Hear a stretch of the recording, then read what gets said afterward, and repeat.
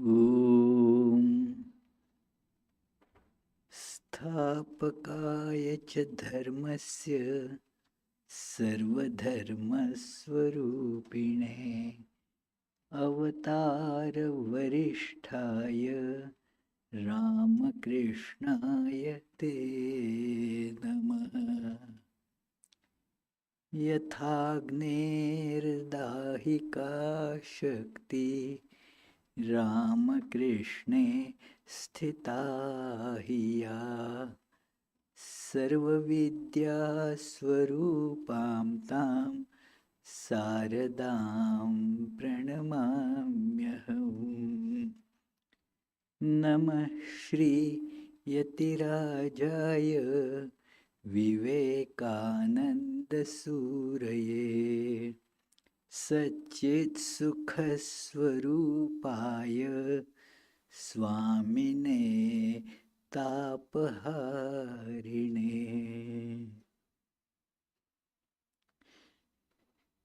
Our salutations to Sri Ramakrishna, Holy Mother Sri Sarada Devi, and Swami Vivekananda on this auspicious day. This is, of course, an important day for everyone, being the first day of 2025, and usually anything new beginning, it is new beginning. So we make fresh resolutions. We also make some plans for the coming year and try to, in every way, try to be a better and better person than what one has been. So, because the betterment actually is a continuous process till one reaches the best. So, we make that effort, decide to make that effort in New Year more vigorously, and also in Ramakrishna movement this has a special significance. It is popularly known as Kalpataru Day. Although we will read about it, Swami Sardananda, the biographer of Sri Ramakrishna, does not like that phrase, Kalpataru Day. We will talk about it later. We will have a few readings today about Sri Ramakrishna, about Holy Mother, about Swami Vivekananda. There will be some singing as well. So let us begin with some singing. Pushpenji, will you be beginning?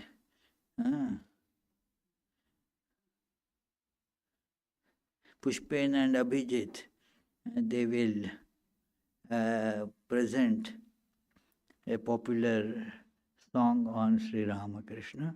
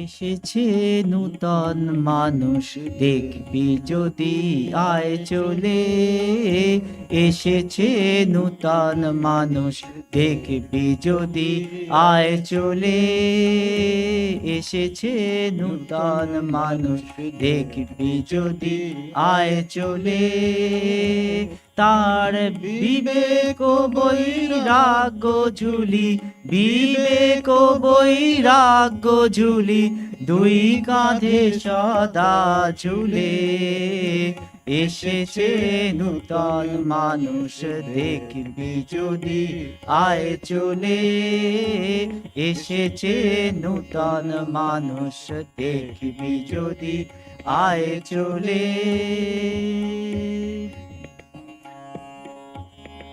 শ্রীবদনে মামা বাণী পড়ি গঙ্গা সলিলে, শ্রীবদনে মামা বাণী পড়ি গঙ্গা সলিলে, ব্রহ্মময়ী গেল মাদিন, ব্রহ্মময়ী গেল মাদিন দেখা নাহি দিলে, এসেছে নূতন মানুষ দেখবি যদি আয় চলে, এসেছে নূতন মানুষ দেখবি যদি আয় চলে।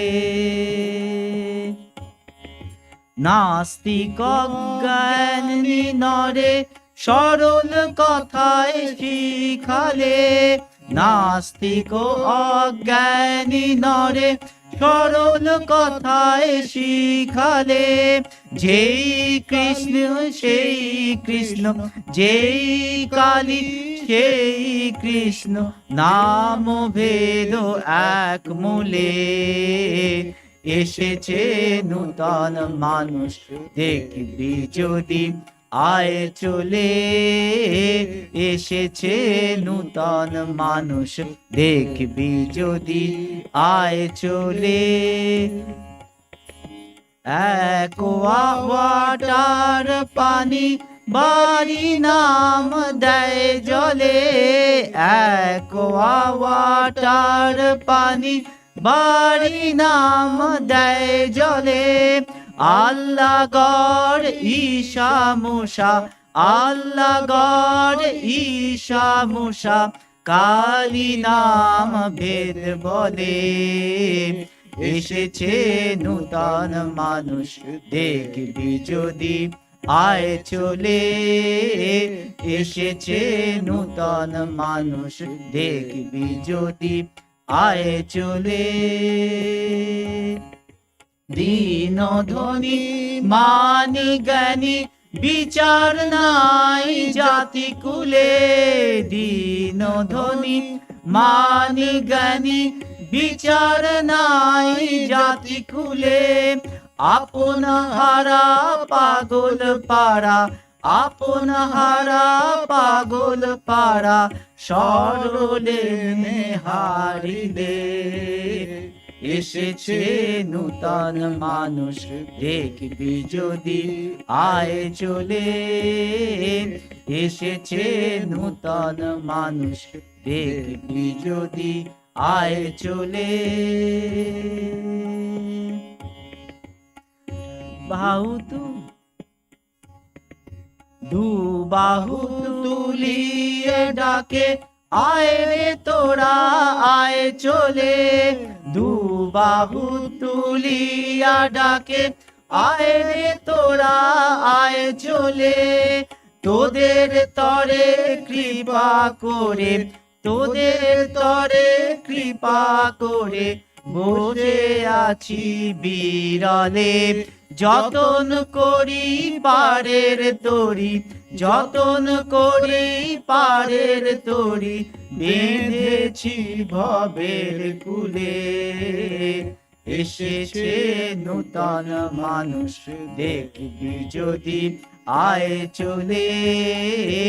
এসেছে নূতন মানুষ দেখবি যদি, আয় চলে। বিবেক বৈরাগ্য ঝুলি, বিবেক বৈরাগ্য ঝুলি, দুই কাঁধে সদা ঝুলে। এসেছে নূতন মানুষ দেখবি যদি, আয় চলে।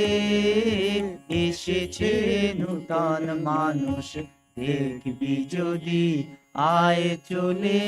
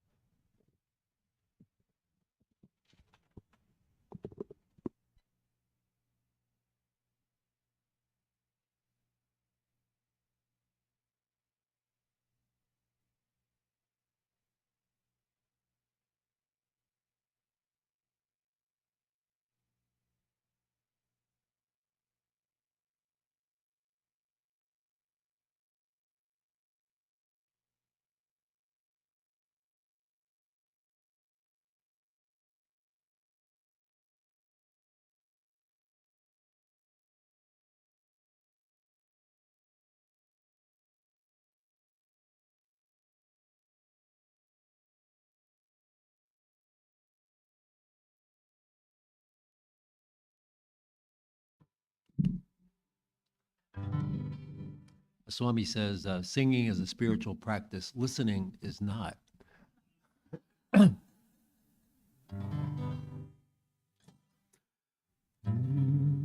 Ramakrishna Sharanam, Ramakrishna Sharanam, Ramakrishna Sharanam Sharane.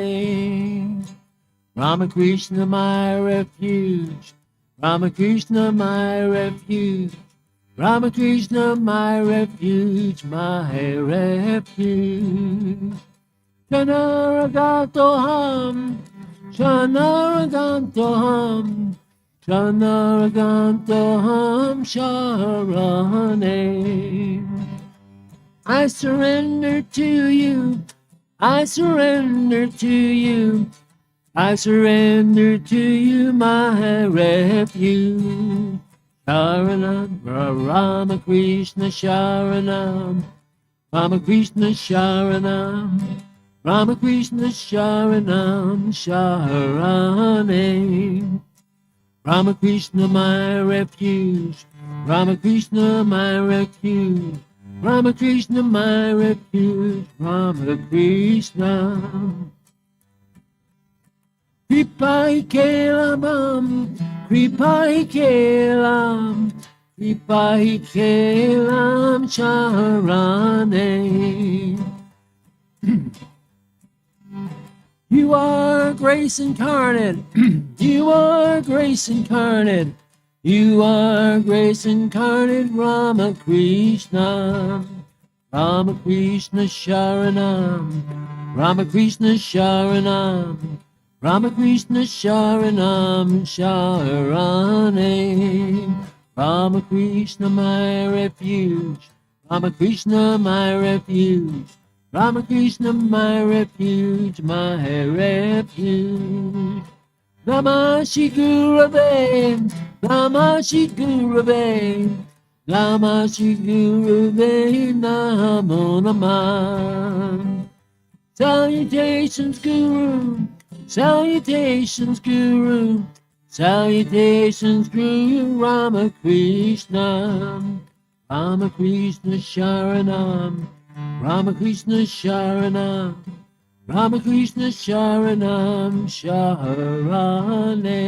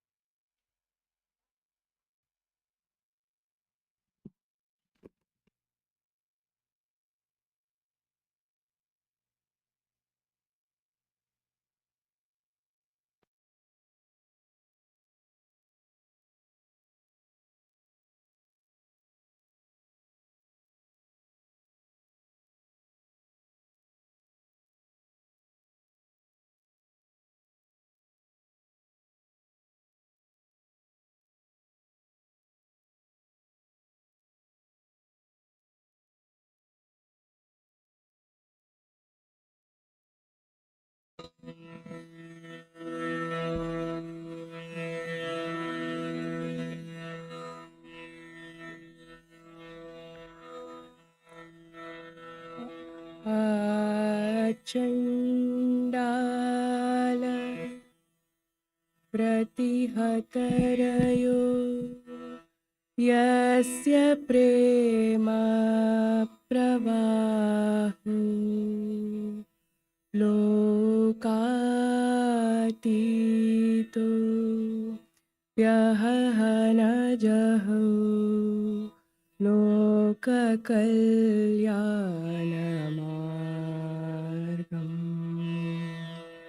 त्रैलोक्येऽप्य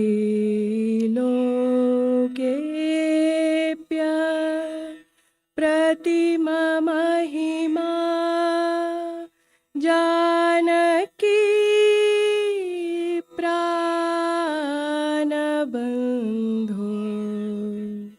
त्रैलोक्येऽप्य प्रतिममहिमा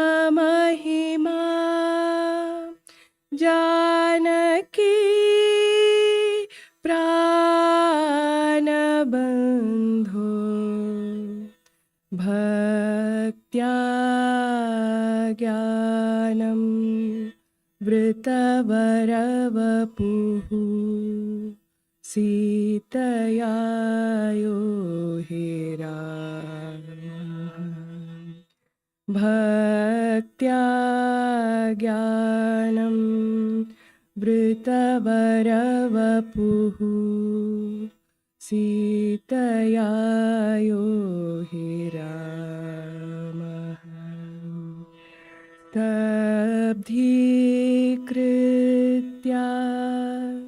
प्रलयकलितं वाहवोत्तं महान्तं हित्वा रात्रिं प्रकृतिसहजाम् अन्धतामेश्रमेश्रम्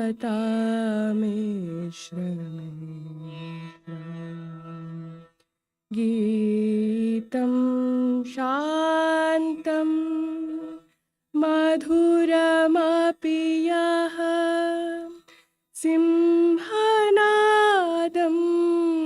जगर्ज गीतं शान्तं मधुरमपि यः सिंहनादं जगर्ज सोऽयं जातः प्रतितपुरुषो रामकृष्णस्त्विदानीं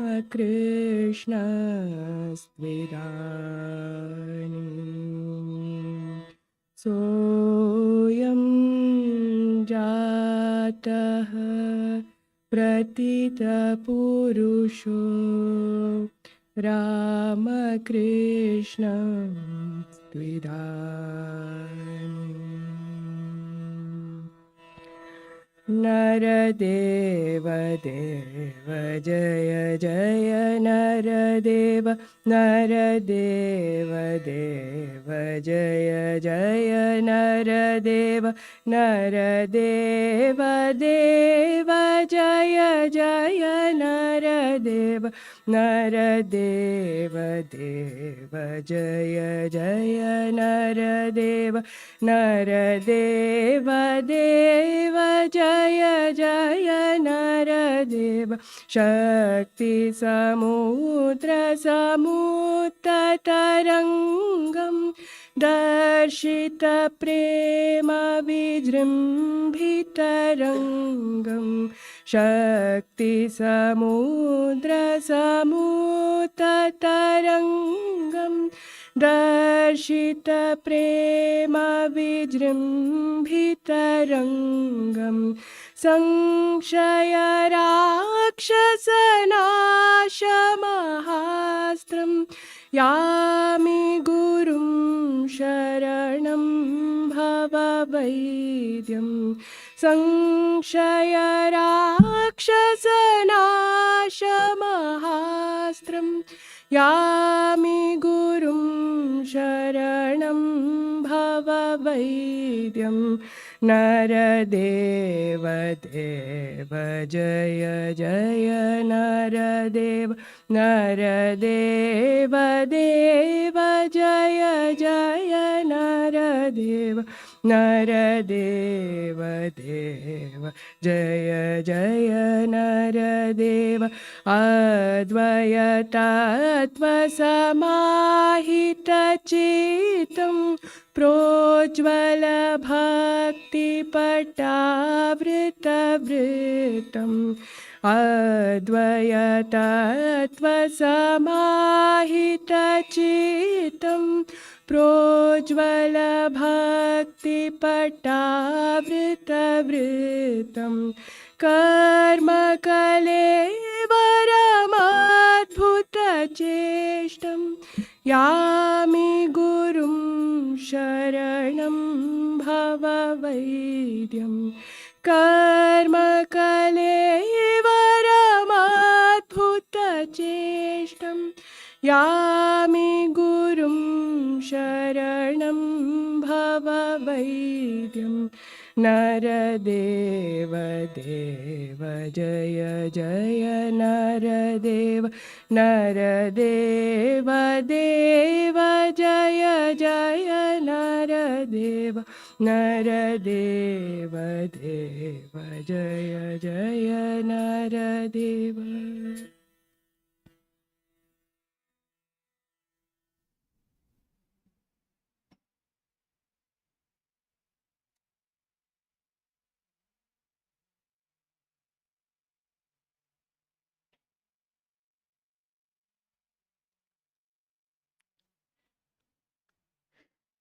Some excerpts from the teachings of Sri Ramakrishna as given in the Gospel of Sri Ramakrishna. Adya will be reading.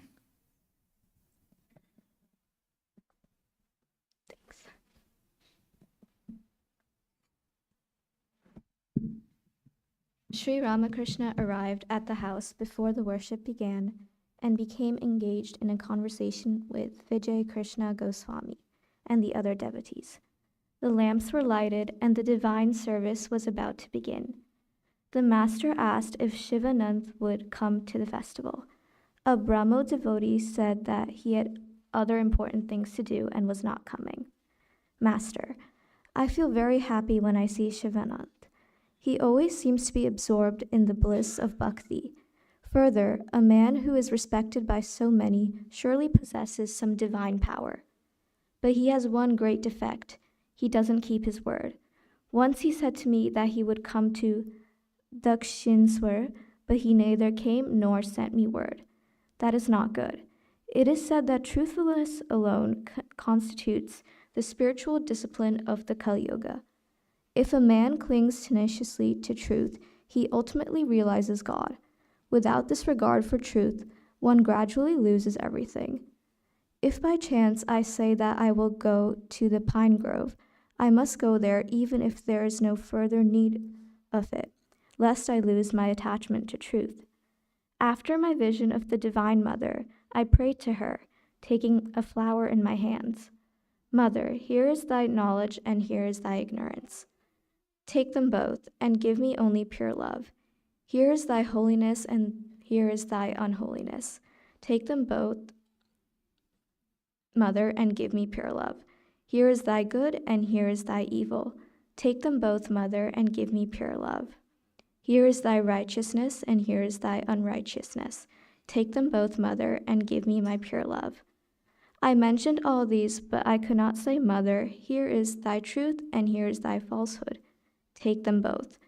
I gave up everything at her feet, but could not bring myself to give up the truth. Soon the service began according to the rules of the Brahmo Samaj.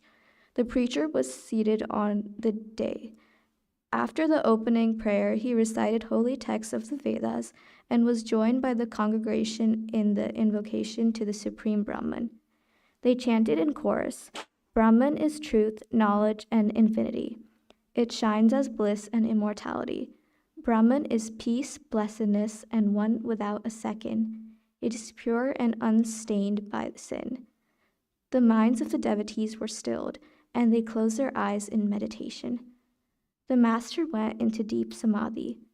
He sat there transfixed and speechless. After some time, he opened his eyes, looked around, and suddenly stood up with the words, Brahma, Brahma, on his lips.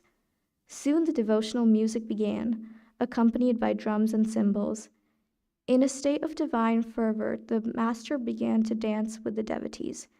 Vijay and the other Brahmos danced around him. The guests and the devotees were enchanted. Many of them drank the sweet bliss of God's name and forgot the world.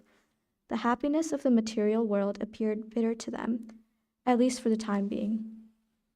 After the kirtan, all sat around the master, eager to hear his words. Master, it is difficult to lead the life of a householder in a spirit of detachment. Once Pratap said to me, Sir, we follow the example of King Janaka. He left the life of a householder in a detached spirit. We shall follow him, I said to him. Can one be like King Janaka by merely wishing it? How many austerities he practiced in order to acquire divine knowledge.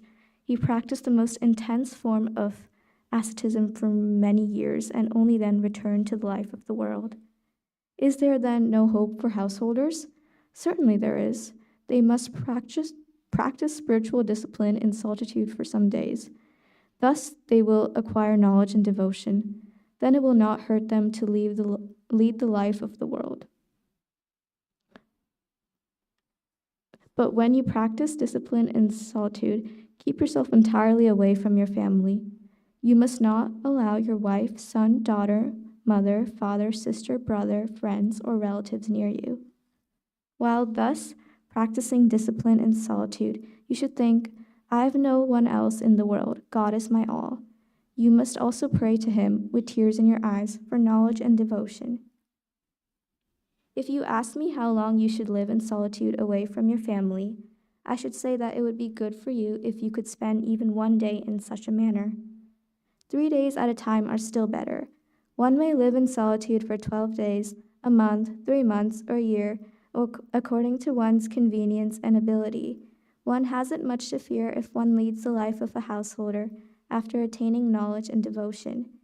If you break a jackfruit after rubbing your hands with oil, then its sticky milk will not smear your hands. While playing the game of hide and seek, you are safe if you but once touch the granny. Be turned into gold by touching the philosopher's stone. After that, you may remain buried underground 1,000 years. When you are taken out, you will still be gold. The mind is like milk. If you keep the mind in the world, which is like water, then the milk and the water will get mixed. This is why people keep milk in a quiet place and let it set into curd, and then churn butter from it. Likewise, through spiritual discipline practiced in solitude, churn the butter of knowledge and devotion from the milk of the mind. Then that butter can easily be kept in the water of the world. It will not get mixed with the world. That the mind will float detached on the water of the world.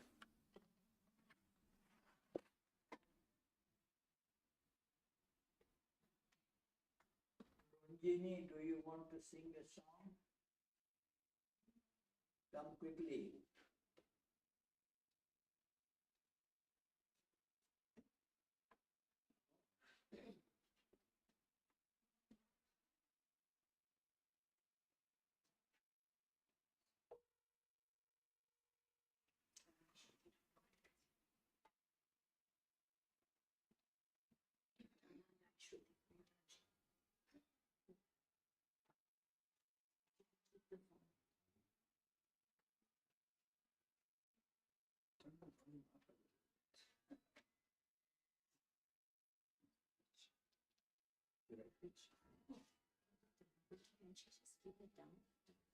Yeah, I can see it.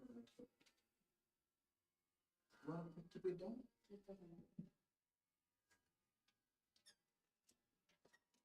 will not be.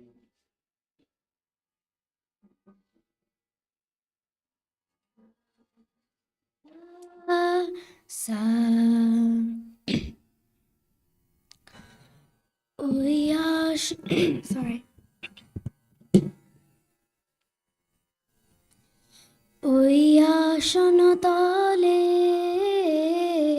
ওই আসনতলের মাটির পরে লুটিয়ে রব ওই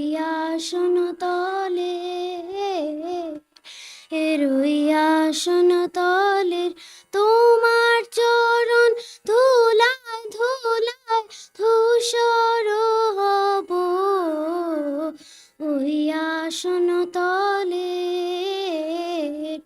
ওই আসনতলের কেন আমায় মান দিয়ে আর দূরে রাখো কেন আমায় মান দিয়ে আর দূরে রাখো চিরজনম ওহে চিরজনম এমন করে ভুলিও না কো অসম্মানে আনো টেনে পায়ে তব তোমার চরণ ধুলায় ধুলায় ধূসর হব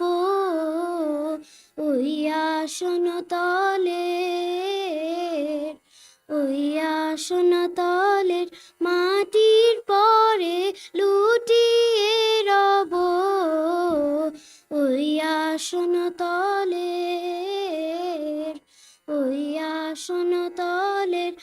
আমি তোমার যাত্রী দলের রব পিছে স্থান দিও হে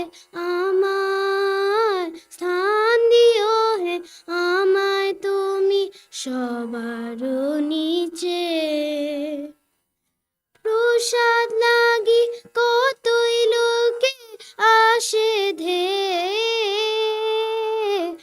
প্রসাদ লাগি কতই লোকে আসে আমি কিছু চাইব না তো রইব চেয়ে সবার শেষে যা বাকি রই তা লব তোমার চরণ ধুলায় ধুলায় ধূসর হব ওই আসনতলের মাটির পরে লুটিয়ে রব ওই আসনতলে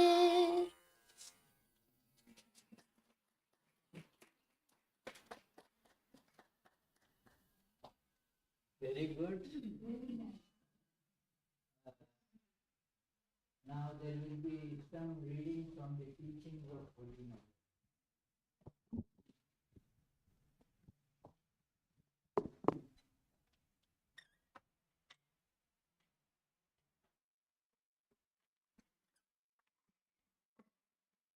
Teachings of Sri Sarada Devi, the Holy Mother. Holy Mother on Sri Ramakrishna. What a unique man he was. How many minds he illumined. What unceasing bliss he radiated. Day and night his room echoed and re-echoed with laughter, stories, talk, and music. The master sang, and I would listen hour after hour standing behind the screen of the Nahabat. When the singing was over, I saluted him with folded hands. What joyous days we passed through. People poured in day and night, and there was no end of spiritual talk. How happy we were there. How many people of different temperaments used to come to him. Dakshineshwar at that time appeared to us as the mart of bliss. What a great singer the master was. His voice was so sweet. While singing, he would be one with his song. His voice is still ringing in my ears. When I remember it, other voices appear so flat. I always saw a smile on his face in his ecstatic mood. I have seen him smile in all states of samadhi. How fine his teachings are. How little we knew at that time that things would take this turn. What a great soul was born. How many people are being illumined by his words. He was the embodiment of bliss itself. Often he would give me nice words of advice. If I had known how to write, I would have noted them down. Disciple, Mother, that photograph of Sri Ramakrishna which you have is very good one. Is it a good likeness of him? Mother, yes, that picture is very, very good. I kept it with the pictures of other gods and goddesses and worshipped it. At that time, I lived on the ground floor of the Nahabat. One day the master came there, and at the sight of the picture, he said, "Hello, what is all this?" Then I saw the master take in his hand the bay leaves and flowers kept there for worship and offered them to the photograph. He worshipped the picture. The master said to me, "You will see how in the course of time I will be worshipped in every house. You will see everyone accepting this, meaning himself. This is surely going to happen." This was the only day I heard him using the first personal pronoun with reference to himself. Usually he would speak of himself not as I or me, but as case or as belonging to this, pointing to his body. The master entered into spiritual trance very often. One day, as he came down from a long samadhi, he said, "Listen, my dear, I went to a land where the people are all white. Ah, how sincere is their devotion." One day, Hazra said to the master, "Why do you constantly long for Narendra and other youngsters? They are quite happy by themselves eating, drinking, and playing. You had better fix your mind on God. Why should you be attached to them?" At these words, the master took his mind away from the young disciples completely and merged it in the thought of God. Instantaneously, he entered into samadhi. His beard and hair stood straight on the end. Just imagine what kind of a man the master was. His body became hard like a statue. Ramlal, who was attending on him, said repeatedly, "Please be your former self again." At last, the mind came down to the normal state. It was only out of compassion for people that he kept his mind on the material plane. You will gain everything if you but take refuge in the Master. Renunciation alone was his splendor. We utter his name and eat and enjoy things because he renounced all. People think that his devotees also must be very great, as he was a man of such complete renunciation. Ah me! One day he went to my room in Nahabat. He had no spices in his small bag. He used to chew them now and then. I gave him some to chew there and also handed over to him a few packed in paper to take to his room. He proceeded, but instead of going to his room, he went straight to the embankment of the Ganges. He did not see the way, nor was he conscious of it. He was repeating, "Mother, shall I drown myself?" Hriday ran to the master, caught hold of him, and brought him back to his room. A moment more, and he would have dropped into the Ganges. Because I put a few spices in his hand, he could not find his way. A holy man must not lay things by. His renunciation was 100% complete. It never occurred to me that he practiced all the religions with the express motive of preaching the idea of spiritual harmony. He was always in his mood of divine ecstasy. He practiced all the methods through which the Christians, Mohammedans, Vaishnavas, and others worship God and realize truth, and thereby he tasted God's disports in diverse ways. Days and nights passed by without any notice. But what you should note, my dear, is that renunciation is a special message in this age. Did anyone see such natural renunciation any time before? As for the harmony of religions you speak of, that also is true. In previous incarnations, some of the attitudes was magnified at the cost of all others. All the acts of Sri Ramakrishna were directed to God alone. That was the nature of his teachings. If you can but follow one of the master's teachings, you get everything. Our master was a man of direct perception. He saw everything. He knew everything. His words are the words of the Veda. What will you do if you do not believe in his words? I don't know anything. I repeat only what I have heard from the master. Read the Gospel of Sri Ramakrishna and you will know all you need. Holy Mother wrote to M, "My beloved child, the words you heard from Master are true. You need not be afraid to publish them. It was the Master who left these words in your keeping. Now he is bringing them out according to the needs of the time. You should know that people's spiritual consciousness will not be awakened unless these words see the light of day. His words, which are in your keeping, are true, every one of them. When you read them to me, I felt as if he himself was speaking." How devoted the master was to the truth. Alas, we cannot follow his example. The master used to say that truth alone is tapasya in the Kali Yuga. One attains God by sticking to truth.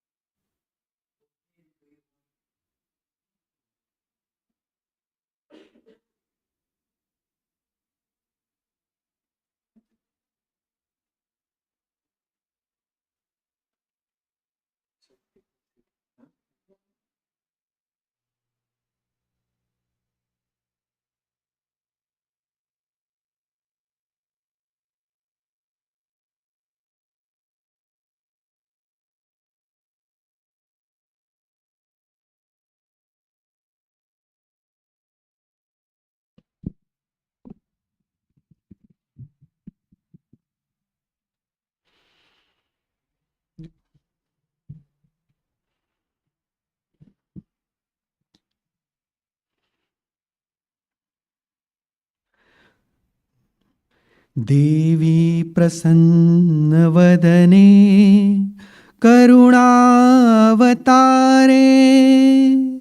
दिव्योज्ज्वलद्युतिमयी त्रिजगज्जनेत्री कल्याणकारिणि वराभय दानशीले मातर्विराज सततं मम हृत्सरोजे मातर्विराज सततं मम हृत्सरोजे वेदान्तवेद्यपरतत्त्व सुमूर्तरूपाम् आद्यन्तमध्यरहिता श्रुतिसारभूता एकाद्वया हि परमां प्रकृतिस्त्वमाद्यां मातर्विराज सततं मम हृत्सरोजे मातर्विराज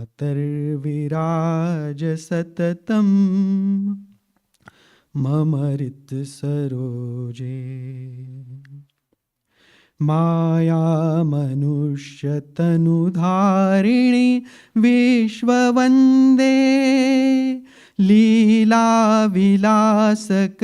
चिन्मयदिव्यरूपे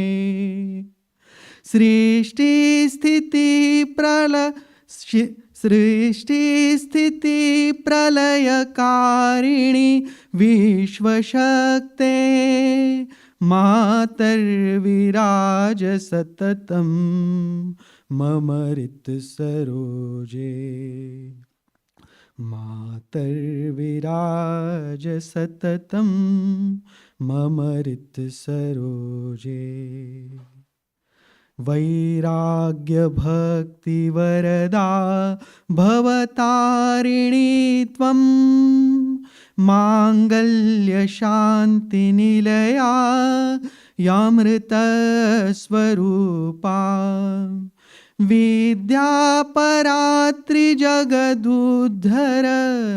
विद्यापरात्रिजगदुद्धरनैकसेतुर् मातर्विराज सततं मम हृत्सरोजे मातर्विराज सततं मम हृत्सरोजे श्रीरामकृष्णमय जीवित ईश्वरी त्वं तदभावविग्रहमयी तदभिन्नसत्तां श्रीरामकृष्णमय पावक दीप्तिशक्ते मातर्विराज सततं मम हृत्सरोजे मातर्विराज सततं मम हृत्सरोजे सच्चित्सुखानुभवदायिनि बोधरूपे विश्वेश्वरी प्रणतपालिनि सिद्धिदात्री श्रीशारदे भुवनमङ्गल दिव्यमूर्ते श्रीशारदे भुवनमङ्गल दिव्यमूर्ते मातर्विराज सततं मम हृत्सरोजे मातर्विराज सततं मम हृत्सरोजे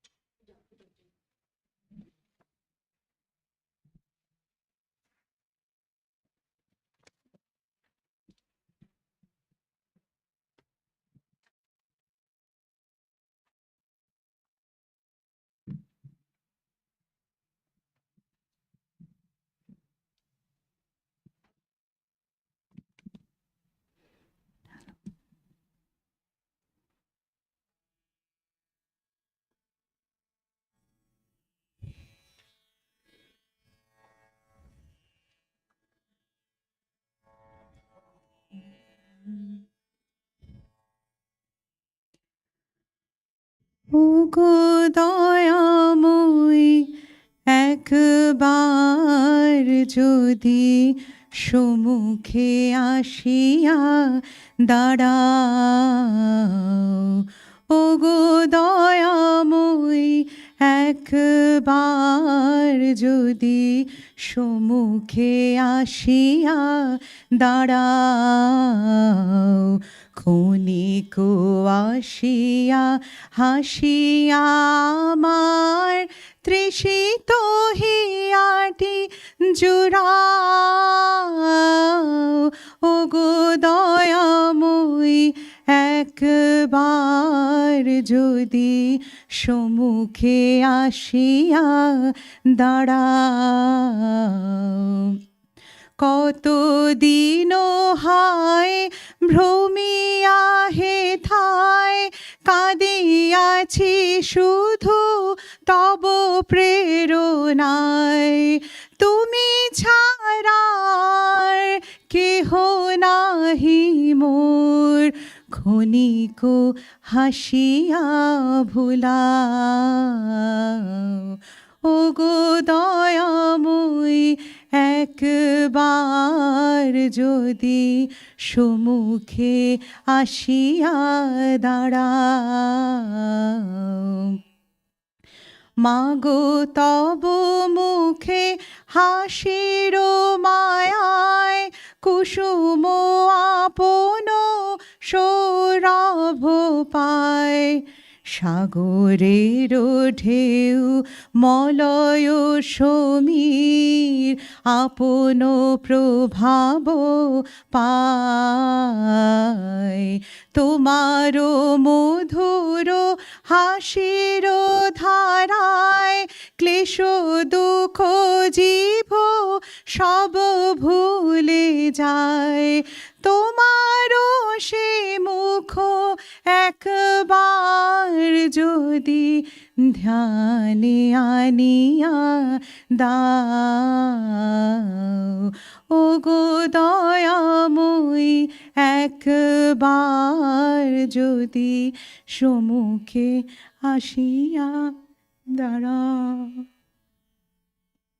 বিপুল বিশাল ভুবনের সবই তোমারও হাসির ঝলক মা তুমি।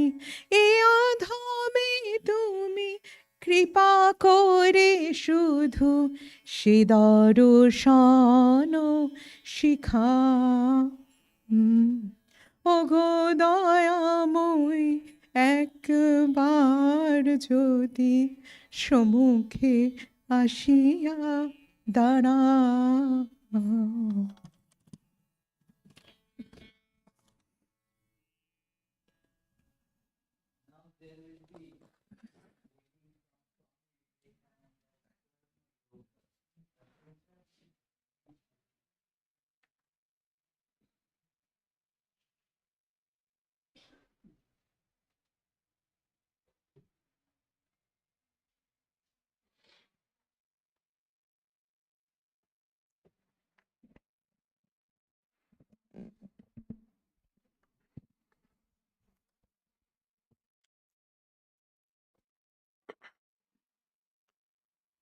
We read in the Bhagavad Gita again and again that we must all work incessantly.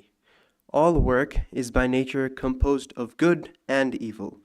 We cannot do any work which will not do some good somewhere. There cannot be any work which will not cause some harm somewhere. Every work must necessarily be a mixture of both good and evil. Yet we are commanded to work incessantly. Good and evil will both have their results, will both produce their karma. Good action will entail upon us good effect, and bad action bad. But good and bad are both bondages of the soul. The solution reached in the Gita in regard to this bondage-producing nature of work is that if we do not attach ourselves to the work we do, it will not have any binding effect on our soul. We shall try to understand what is meant by this non-attachment to work. This is the one central idea in the Gita. Work incessantly, but be not attached to it. Samskara can be translated very nearly by inherent tendency. Using the simile of a lake for the mind, every ripple, every wave that rises in the mind, when it subsides, does not die out entirely. but leaves a mark and a future possibility of that wave coming out again. This mark, with the possibility of the wave reappearing, is what is called samskara. Every work that we do, every movement of the body, every thought that we think, leaves such an impression on the mind stuff, and even when such impressions are not obvious on the surface, they are sufficiently strong to work beneath the surface subconsciously. What we are every moment is determined by the sum total of these impressions on the mind.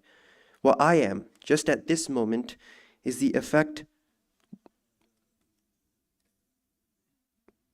What I am at this moment is the effect of the sum total of all the impressions of my past life. This is really what is meant by character. Each man's character is determined by the sum total of these impressions. If good impressions prevail, the character becomes good. If bad, it becomes bad.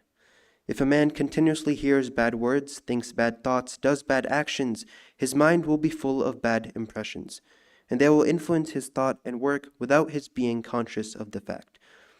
In fact, these bad impressions are always working, and their resultant must be evil. And that man will be a good man, he cannot help it. The sum total of these impressions in him will create the strong motive power for doing bad actions. He will be like a machine in the hands of his impressions, and they will force him to do evil.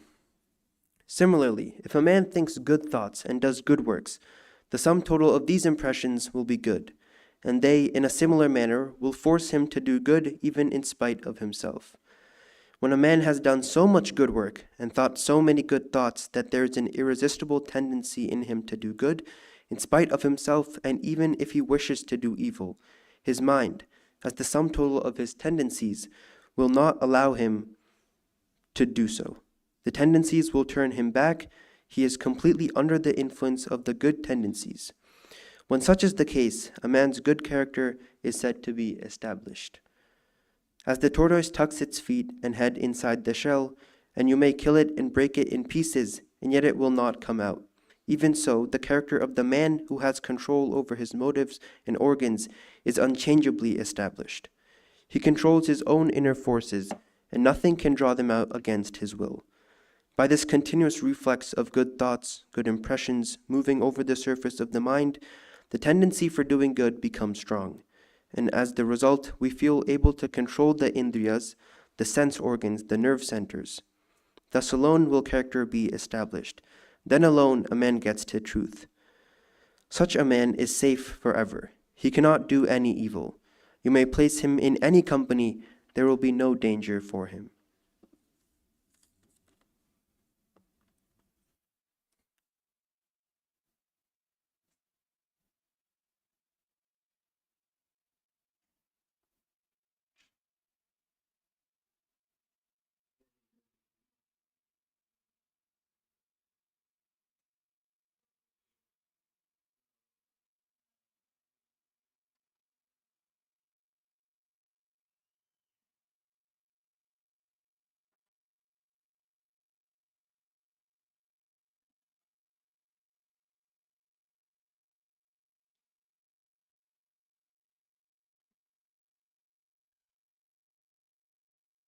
This is the 1st January, and it is time, to take a stock of what did we do in last whole year.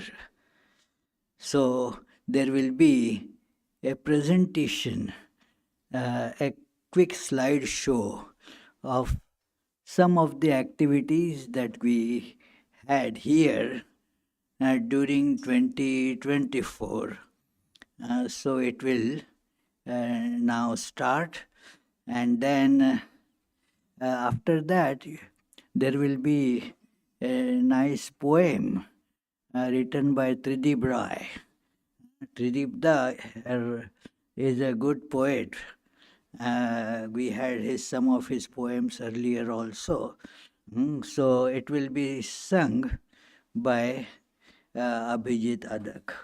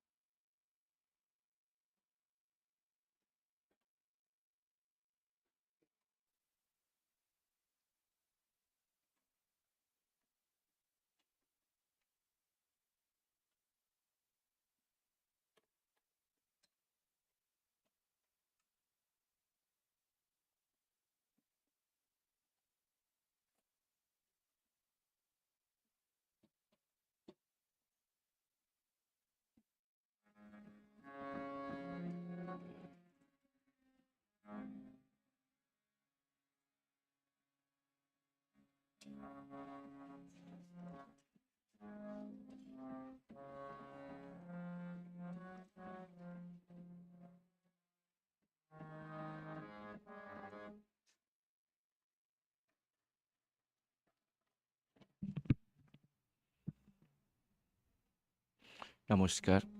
আমি ত্রিদীপদার লেখা আমাদের ভাই এখানে শ্রদ্ধেয় ত্রিদীপদার লেখা একটি প্রার্থনা শ্রীরামকৃষ্ণ বন্দনা গেয়ে শোনাচ্ছি। আমার ছেলে Ayush is also going to accompany me.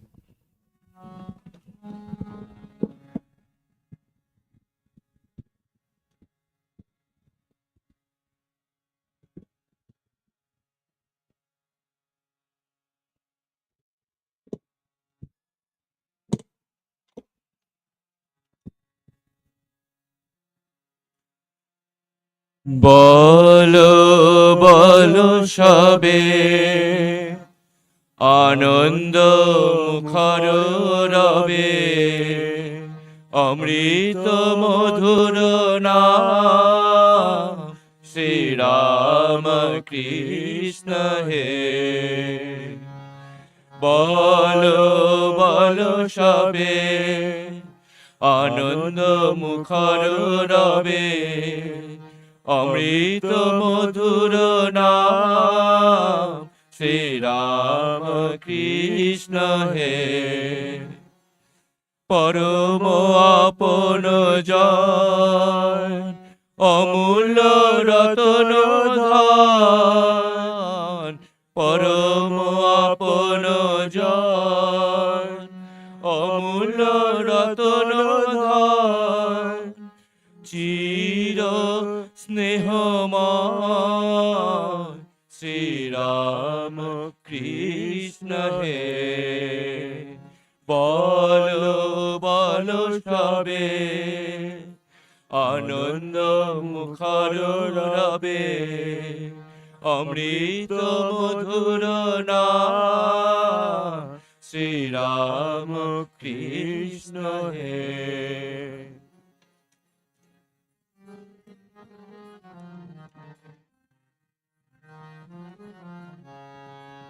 অযাচিত করুণারাধার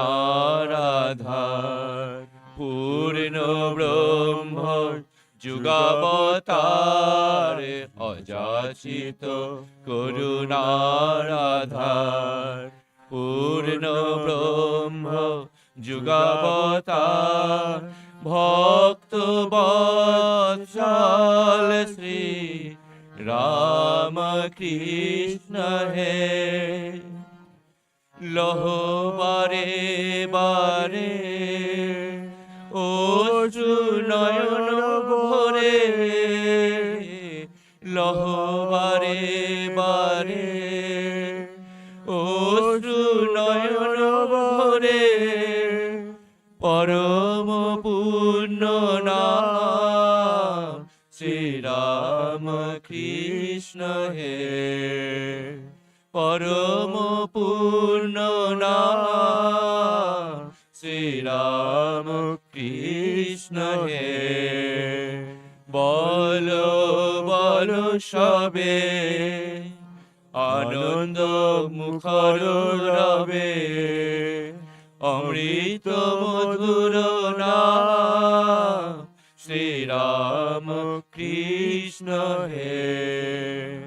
অমৃত মধুর নাম শ্রীরাম কৃষ্ণ হে।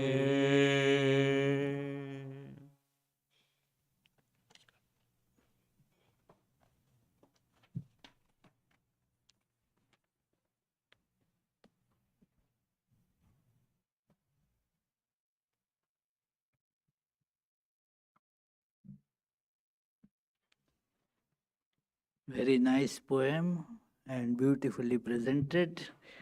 That let us all chant the nectar like sweet and nectar like life-giving name of Sri Ramakrishna. Now we will have the reading from life of Sri Ramakrishna. Sri Ramakrishna and his divine play, about the special feature of this day, why people call it Kalpataru Divas or Kalpataru Day. It is something very special happened on that day.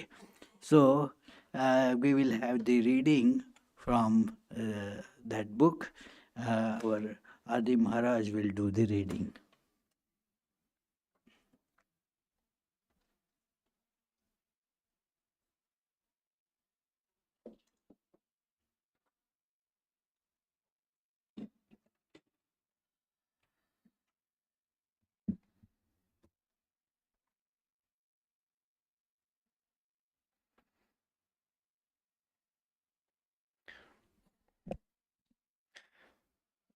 On 1st January 1886, the Master felt better and expressed a desire to walk in the garden for a short while.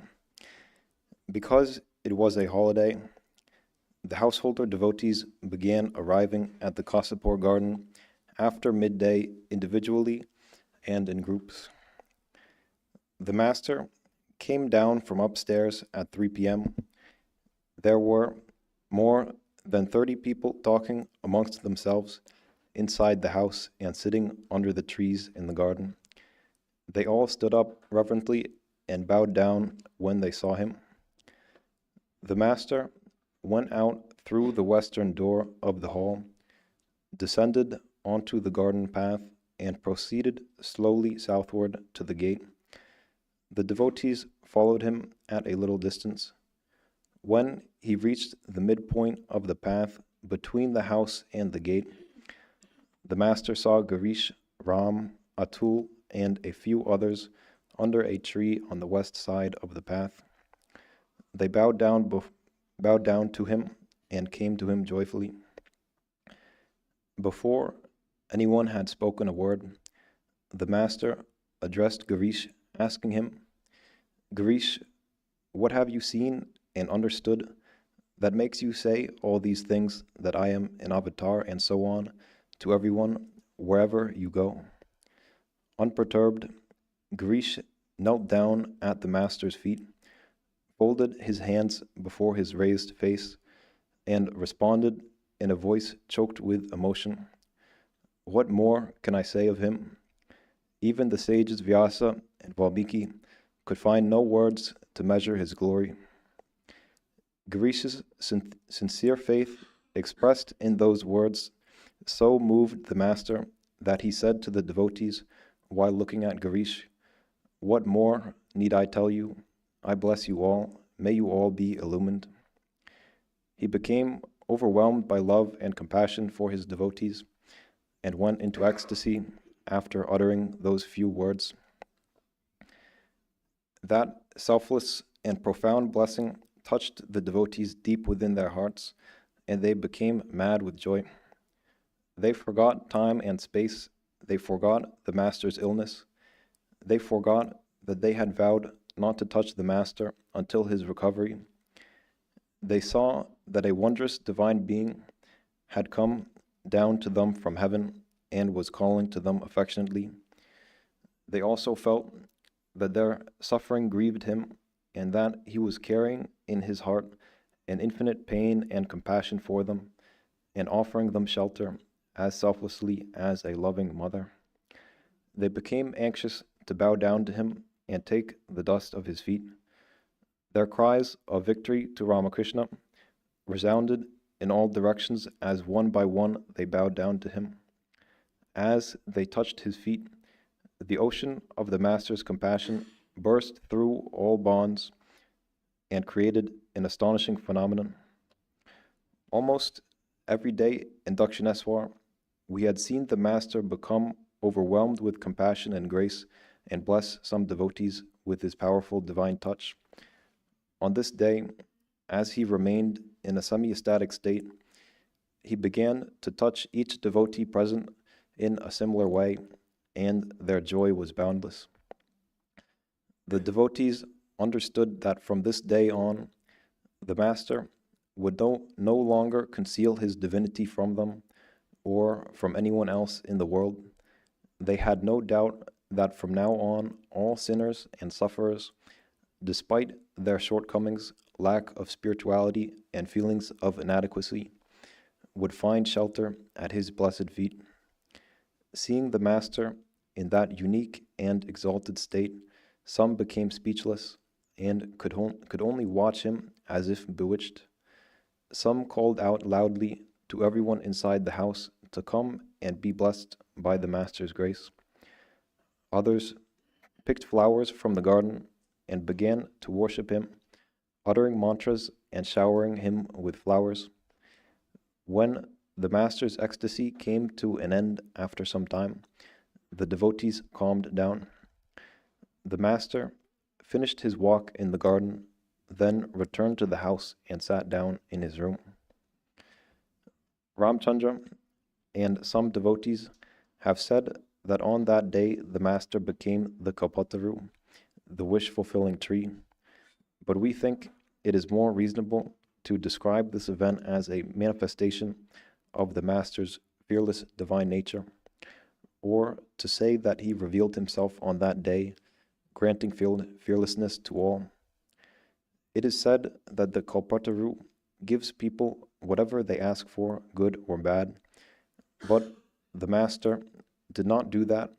By this event, he let it be known clearly that he was a God-man and that he offered shelter from fear to all without discrimination. At any rate, Haran Chandra Das is worthy of being mentioned amongst those who were blessed with the Master's grace that day. As soon as Haran bowed down to the Master placed his foot on Haran's head. Seldom did the Master bestow his grace in this way. Ramlal Chattopadhyay, a nephew of the Master, was also present on that occasion, and received his grace. When asked about his experience, Ramlal said, "Before this, when I meditated, I could see only a part of my chosen deity with my mind's eye.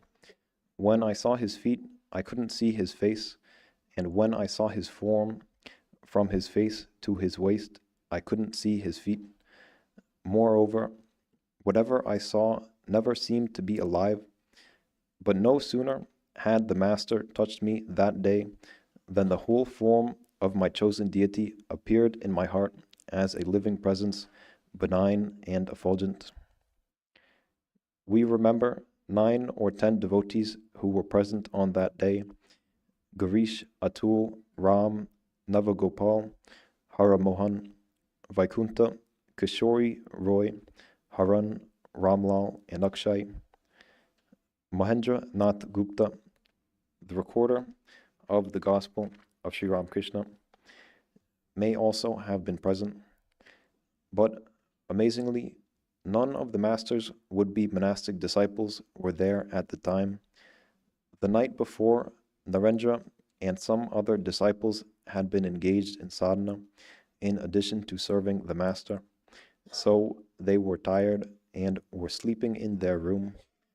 Latu and Sharat, the author, were awake and saw the whole affair from the roof south of the Master's room, but did not feel any urge to go there. As soon as the Master had left for his walk, they had taken the opportunity to clean the Master's room and put his mattress and pillow on the roof to be sunned. Because they did not want to inconvenience the Master by leaving their work unfinished, they felt no inclination to go there. We interviewed several devotees who were present on that occasion about their experiences. We shall conclude this subject by recording what Vaikunta told us. Vaikunta met the Master about the same time that we did. We have recorded some stories in this book about how the Master gave him instructions and formed his spiritual life. The Master initiated Vaikunta with a mantra and blessed him, and from then on he practiced sadhana and tried his utmost to have a vision of his chosen deity. He understood that he would not succeed without the Master's grace, so from time to time he fervently prayed to the Master. When the Master became ill and had to move to Calcutta and then to Kasipur for treatment, Vaikunta had the opportunity to ask him 2 or 3 times to fulfill his heart's desire. The Master smiled graciously and reassured him, saying, Wait a little, let my disease be cured. Afterwards, I shall do everything for you. Vaikunta was present when the events of 1st January took place. After the Master had blessed 2 or 3 devotees with his powerful divine touch, Vaikunta went before him, reverently bowed down to him, and implored, "Sir, please bestow your grace on me." The Master answered, "You've achieved everything." Vaikunta said, "Sir, when you say that I've achieved everything, it must be so. Kindly help me so that I can understand it a little."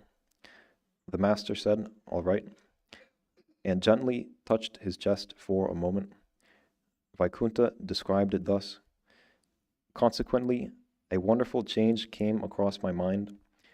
I began to see the Master's gracious, smiling, and luminous form in the sky, the houses, the trees, all human beings, and in everything else I saw in all directions. I was overwhelmed with extreme bliss. At that time, I saw you both, the author and Latu, on the roof, and called to you loudly, 'Oh, you all, wherever you are, come here right now.' That spiritual mood and vision continued for some days, even in the waking state. I was amazed and spellbound by seeing the Blessed Master in all things. This experience remained whether I went to the office or elsewhere on business. My work suffered because I couldn't concentrate on my regular duties. When I realized this, I tried unsuccessfully to stop that vision for a while. I now understood a little why Arjuna was afraid when he had the vision of the cosmic form of Lord Krishna, and why he prayed to Krishna to withdraw it. I remembered that the scriptures have said, liberated souls dwell in the same exalted state of consciousness. I now got a little glimpse from this experience of how much desirelessness is necessary for a person to remain continuously in that state. Hardly had a few days passed when I was overwhelmed by this continuous vision and spiritual mood, and found it difficult to function. Sometimes I thought, shall I lose my mind? At last I prayed to the Master fearfully, "O Lord, I'm not able to contain this spiritual fervor. Please release me from this state." Woe to human weakness and stupidity. Now I think, why did I pray that way? Why didn't I have faith in him and wait patiently to see what the ultimate result would be? I might have become mad, or my body might have dropped away. Soon after that prayer, my vision and spiritual mood abruptly came to an end. I was fully convinced that my experiences came to an end by the same person from whom I had received it. But perhaps because the complete cessation of that vision didn't arise in my mind as I prayed, he kindly kept a little of that experience in me. I could see that divine, effulgent, gracious form of the Master several times a day, and was overwhelmed with joy and blessedness.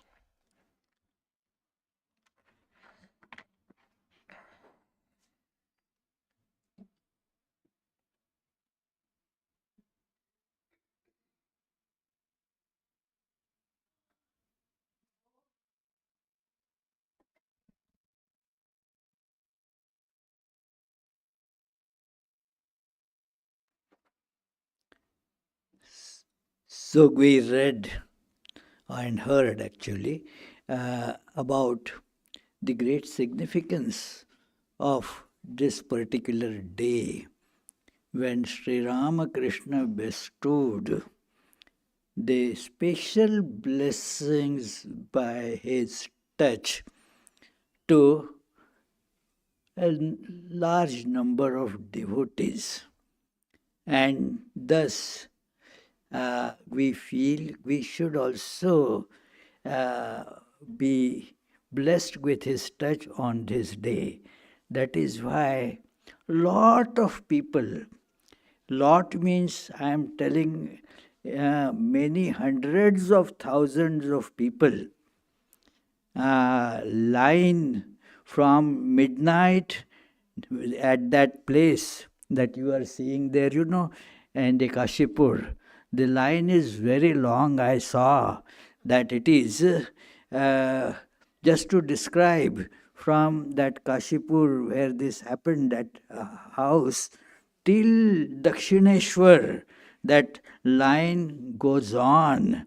People keep on waiting for getting a glimpse of the shrine room on that day, feeling that they will get the blessed touch of Sri Ramakrishna too. But the question that Swami Sardananda raises there, as he tells the incident in the words of Vaikuntanath Sanyal, are we really desirous of that? Are we really aware that what will happen if that touch comes in our life? Are we ready to hold on to it? That is the most important question. We all certainly say, and there is a deep desire that may the blessings of God come to me. May I have the vision of God. I want nothing but God. We do say like that, but I am sure many of us will not open the door for God if God right now presses the doorbell, because that will take away almost everything else from our life. We are clinging like a lice clings to the skin. It is to the so-called names and forms in this world. They vanish. They come and go. But we try to cling on to those things and thus miss the true substance in everything. That is why we do not get the realization of God. We have to have that readiness first before we can actually get the benefit of that touch. Otherwise, Sri Ramakrishna not only that day, but always is ready to touch us when we are ready. Even on that day, he did not touch two,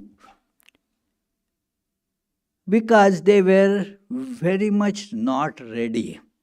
Afterwards, on the pleadings of Narendranath, Swami Vivekananda, he blessed them as well. But on that day he said, well, wait, because you will not be able to hold that touch. It will not help you at all. It is therefore very important to get prepared for that touch. Many times we think that it's a Kalpataru day, so all my wishes will be fulfilled. But this is not a Kalpataru day in that sense. Sri Ramakrishna did not fill all the wishes, did not fulfill all the wishes.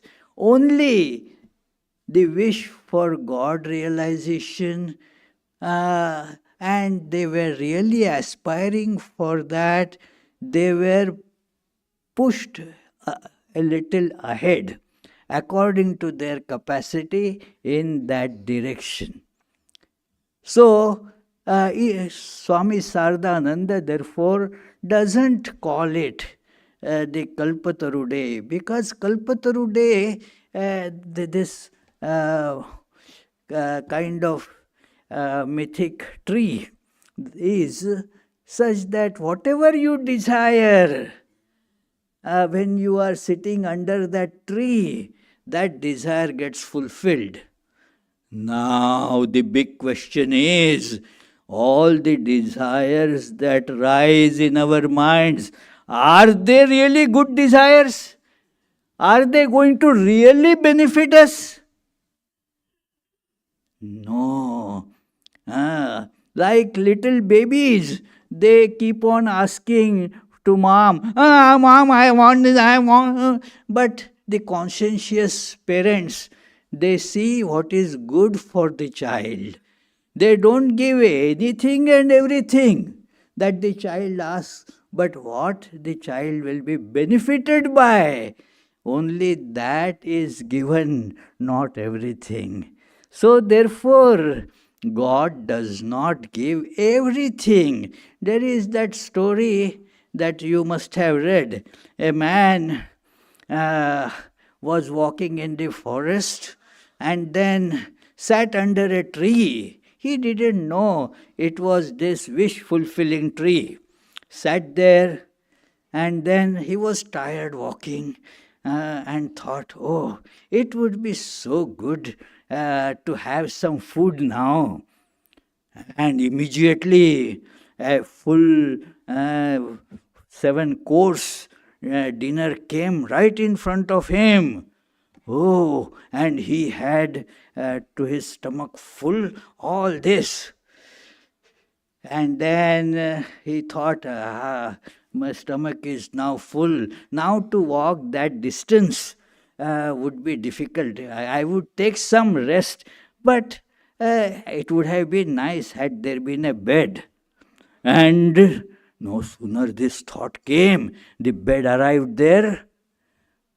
Very good. And he just lied down there on the bed and then fell asleep and then woke up. Oh, I have to go now. And then, oh, now it is dark and this forest is so dense. My goodness, if a tiger comes here, and then the tiger appears there. My God, if the tiger gobbles me up, that also wish was fulfilled. So, it is not that all our wishes are good wishes. So, only one wish really is good. All other wishes, they are going to ultimately land us in sufferings. In fact, those wishes will never get fulfilled also, really speaking. Our desires in the world, if you examine, one desire you go to fulfill, it gives rise to two, three more desires. Nothing really brings that sense of full satisfaction. You think that this will make you happy. Just examine, how one kept on thinking, oh, let me pass my high school exam. That will open the new frontiers, and I will be so happy after that. Especially I will be past 18, and then I will not be under the clutches of my parents. I will have freedom. What happens? Well, 18 happens. Then let me get my bachelor's degree, let me get a big job, let me get a spouse or relationship or whatever, the life keeps on going. We keep on waiting. When is the happiness going to come? After this, after this, after this. It is like going to catch the horizon. Horizon. As we rush to reach the horizon, horizon also keeps on moving farther and farther. That is, friends, what happens. So these desires can never ever be fulfilled. Only one desire, the real desire, that alone can be fulfilled, and that is to experience God who is our true self. In Hinduism or Vedanta, God is our true self. We are all actually divine. And to experience our true nature, that is the only desire that can be fulfilled. In Chandogya Upanishad, that is how this Atman, the divine, has been defined. It is called Satyakama. And in the commentary, Shankaracharya explains why this is called Satyakama, because the kamana or desire to realize Atman, that alone can be fulfilled. That desire alone can be Satya, means true. All other desires, they are about the unreal things which appear and disappear. How can you have a desire about them to be fulfilled? Because those objects don't exist. You can fulfill the desire only about existing object. So, Atman alone is, God alone is. So the desire for that alone can be fulfilled. And that is how now one will become completely satisfied and fulfilled in life. Life, as Sri Ramakrishna was never tired of saying this, God realization is the only goal of human life. Because nothing else is going to bring satisfaction. Everything will be just keeping us pushing forward and bringing, increasing our thirst. The throats will become parched. The life becomes full of suffering in the pursuit of happiness.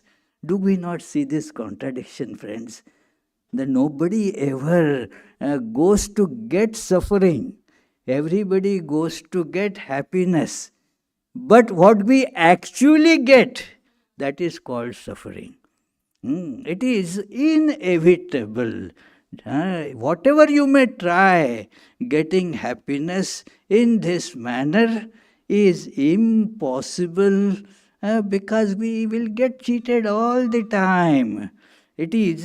That is why the wise ones would turn attention to this actual goal of human life, and there the help of Sri Ramakrishna is there even now. Today too. Why have you come here today? To feel that touch.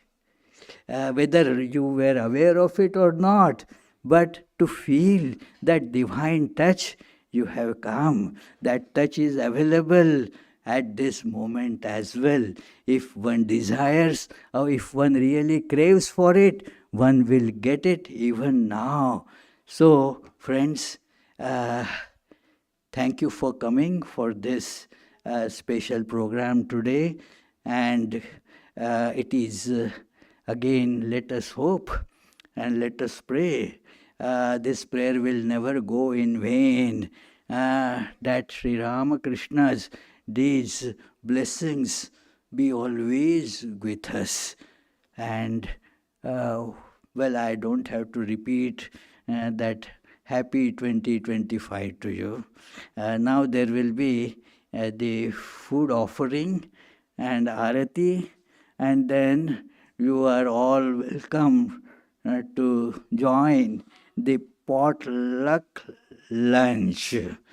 Potluck is the word I heard after I came to United States about 24 years ago. Till then this word was not familiar to me. So I asked, what is potluck lunch? So whatever is in your luck, that is called potluck lunch. So you may get whatever is in your luck. Don't blame me. So, so we shall, the arati will happen there, but before that there will be food offering. All that will happen there. And during the food offering, if somebody wants to sing one more song, you can sing it from here. And after food offering, there will be the arati, and then there will be the prasad lunch coming there. Thank you.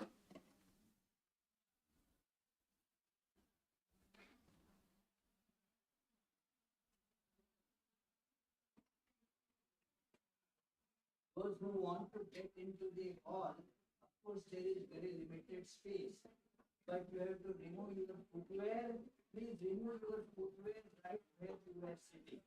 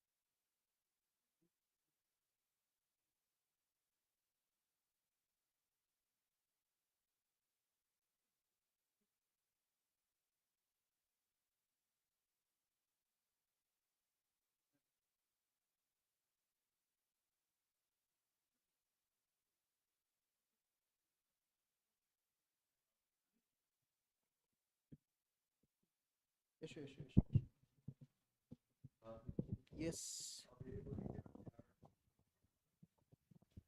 Yes, that's the idea.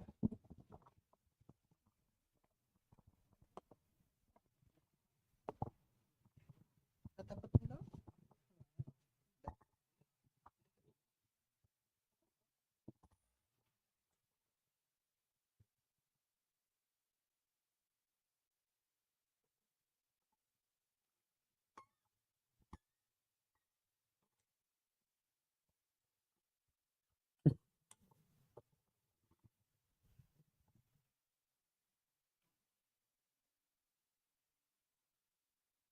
Arup সায়রে লীলালহরী উঠিল মৃদুল করুণাবয় অরূপ সায়রে লীলালহরী উঠিল মৃদুল করুণাবয় অরূপ সায়রে লীলালহরী আদি অন্তহীন অখণ্ডে বিলীন আদি অন্তহীন অখণ্ডে বিলীন মায়ায় ধরিলে মানব কায় অরূপ সায়রে লীলালহরী মনের পারে কোথা কোন দেশ শোষিতপনের নাহি পরবেশ মনের পারে কোথা কোন দেশ শোষিতপনের নাহি পরবেশ তবু হাসি রাশি কিরণ বরশি উজলে শেথা চারু বিভায় অরূপ সায়রে লীলালহরী প্রেমের তনু অতনু গঞ্জন কি মধুর বিভা বিকাশে নয়ন প্রেমের তনু অতনু গঞ্জন কি মধুর বিভা বিকাশে নয়ন যে হারে সে জানো তনু প্রাণ মন চরণে অর্পণ করিতে চায় তোমারি আশায় গত যুগ কত সংশয়ে যত আজি তিরোহিত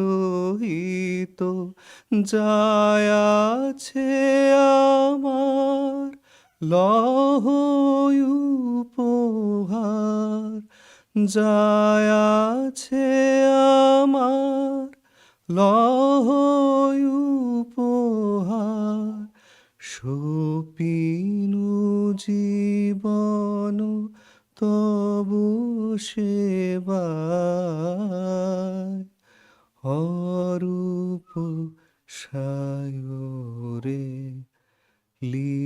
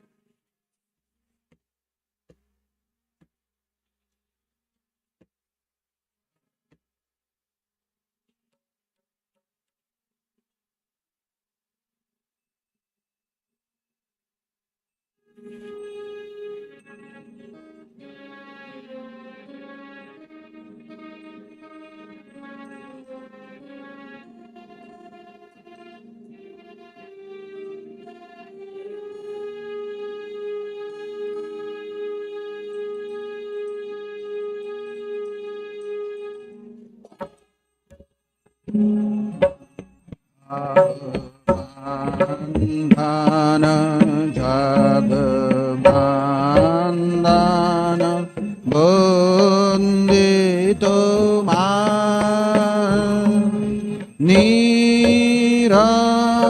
নিরঞ্জন নারূপধার নিরঞ্জন নারূপধার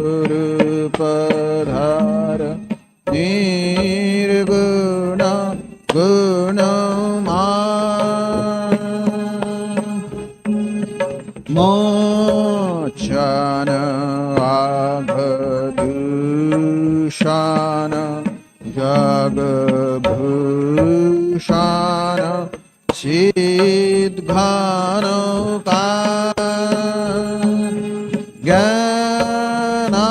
ज्ञानाञ्जन विमलनयन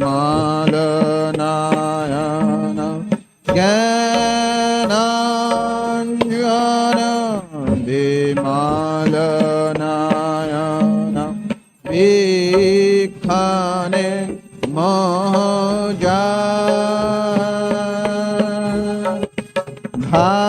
भाष्यर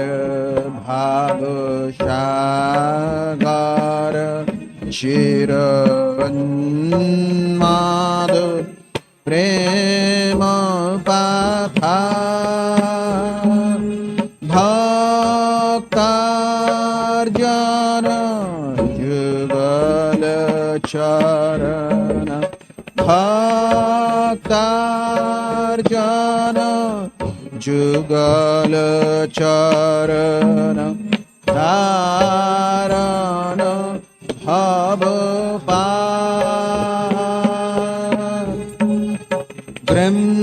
ब्रह्मेत जुग ईश्वर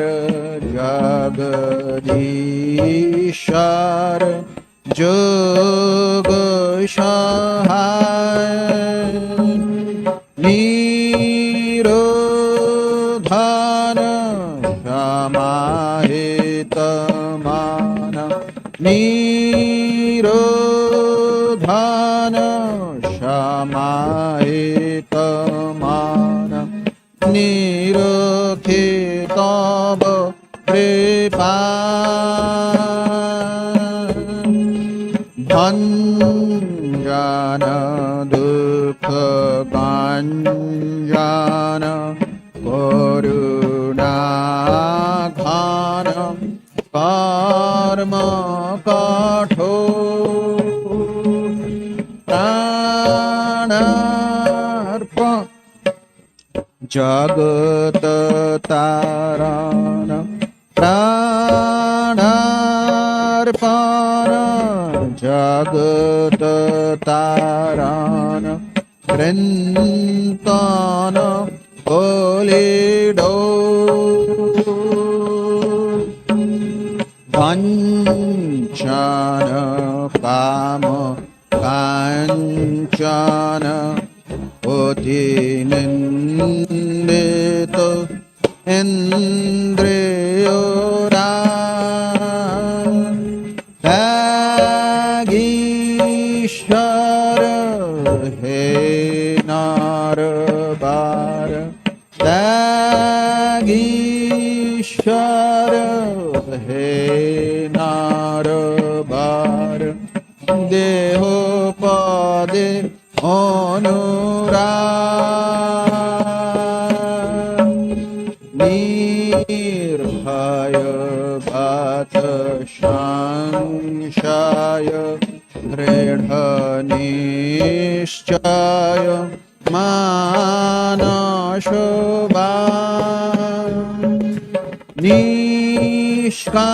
निष्कारण भक्त शरण निष्कारण भक्त शरण त्याजी जाति कुलमा संपद तब श्रीपाद भव পুষ্পদ বারে যথা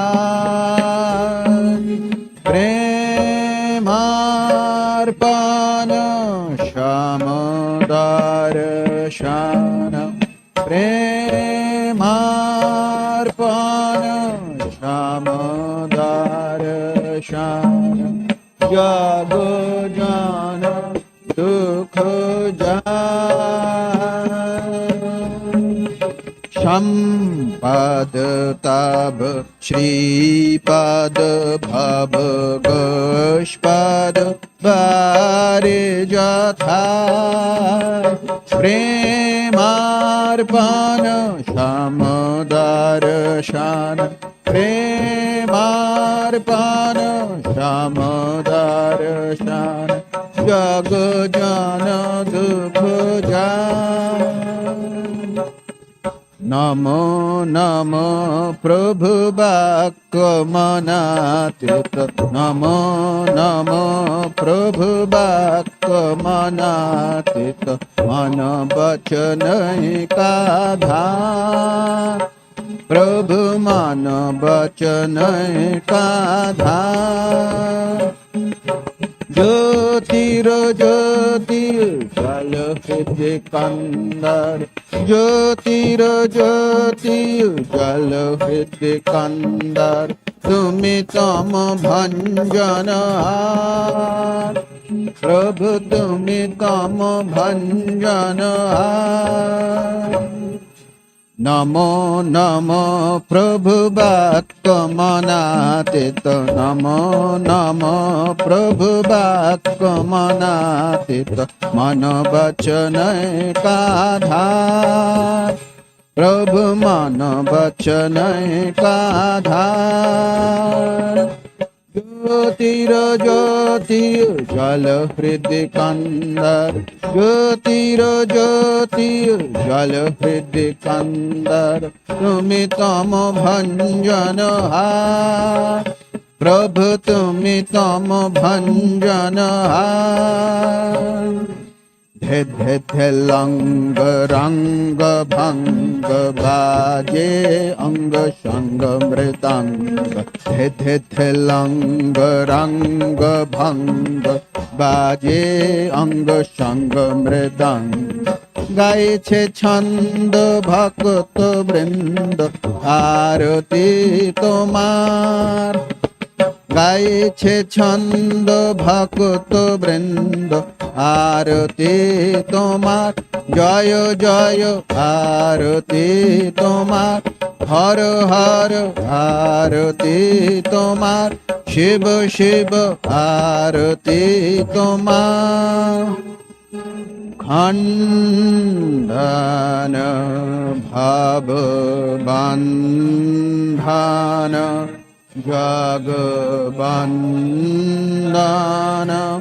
বন্দিত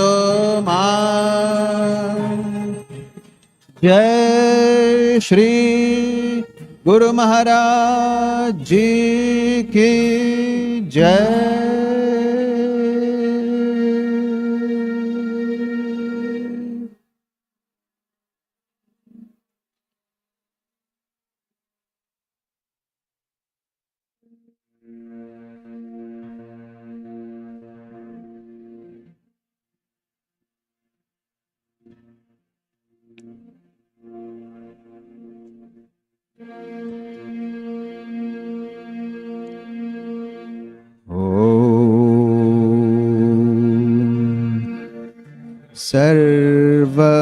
सर्वमंगल मांगल्ये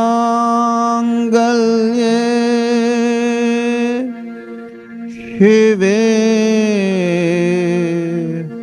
सर्वार्थ साधिके शरण्ये त्र्यंबके गौरी नारायणी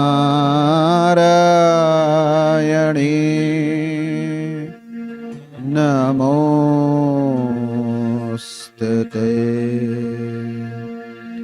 सृष्टिस्थित्यप्ययेहानिशम् स्थिते विनाशाना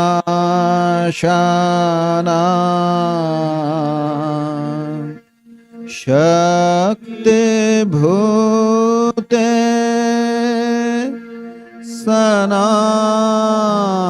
सनातने गुणाश्रये गुणमये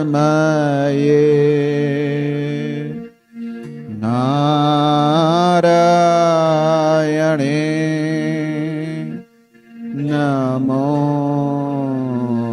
नमोस्तुते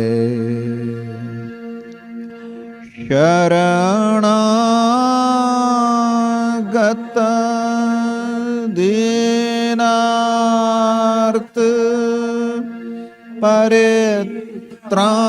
परित्राण परायणे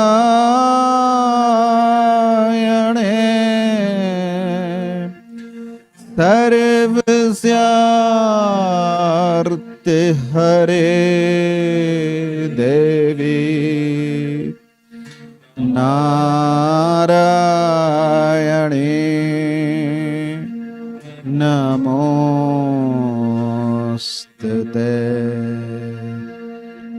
जय नारायणे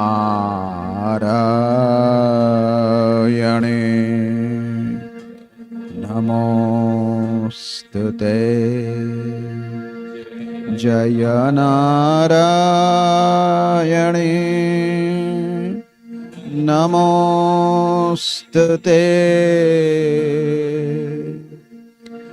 जय नारायणे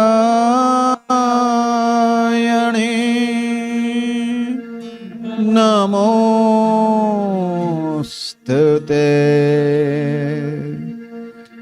जय नारायणे नमोस्तुते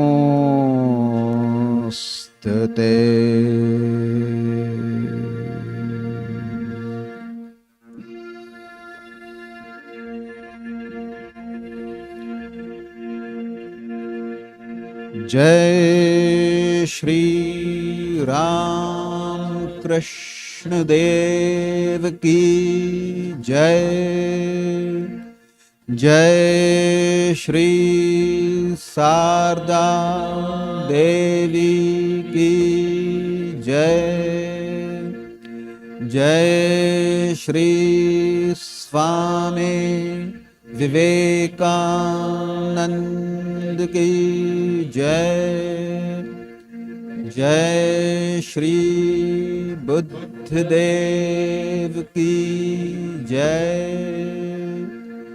जय श्री जीसस क्राइस्ट की जय।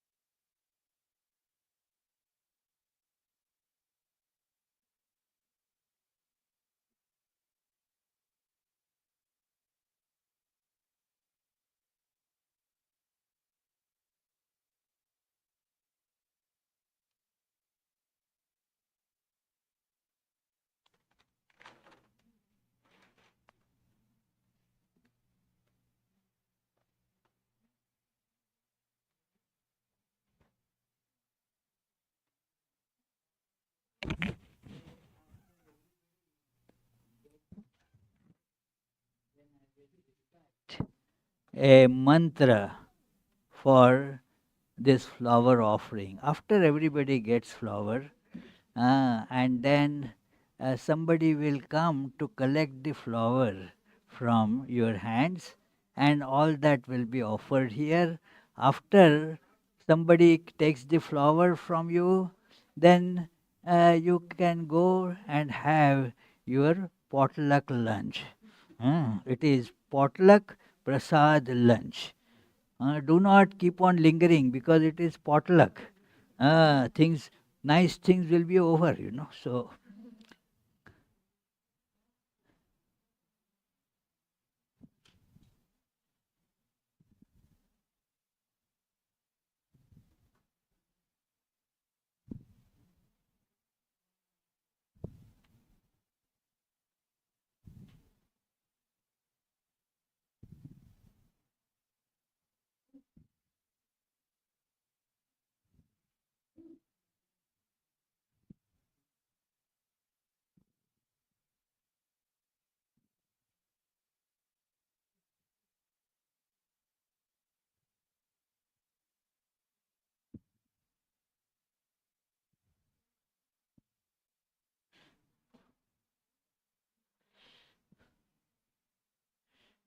good. Thank you for your wonderful cooperation. It is in this small room I was just looking at, and about 70 people were here, right in this room.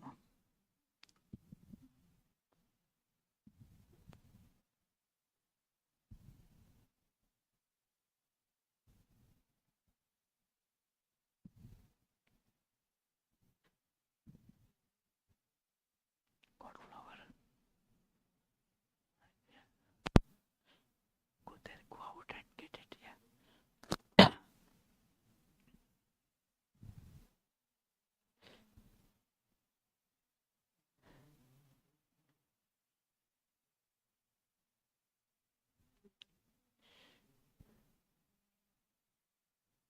So, has everybody got flower? If anybody has not gotten, please raise the hand. Good, good. You got, and so you are raising hand. Okay. I said if somebody didn't get the flower, raise the hand. So no hand is raised, so everybody got the flower. Huh? Oh, okay, okay. They didn't. Please go out and get it. Because those who were distributing have gone now, I think.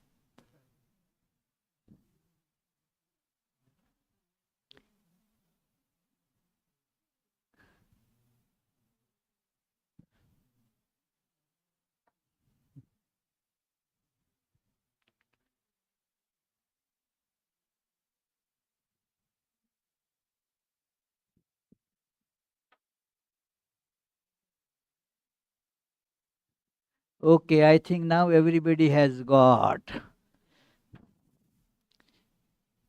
So please join in reciting after me.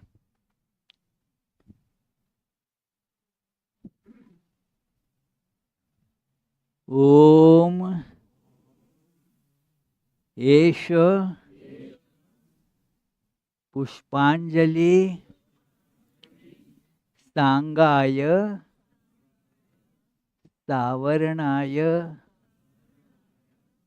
Sashaktikaya Saparshadaya Sarvadeva Devi Swarupaya Shri Ramakrishnaya Vaushata. So somebody will come to get the flower from your hands.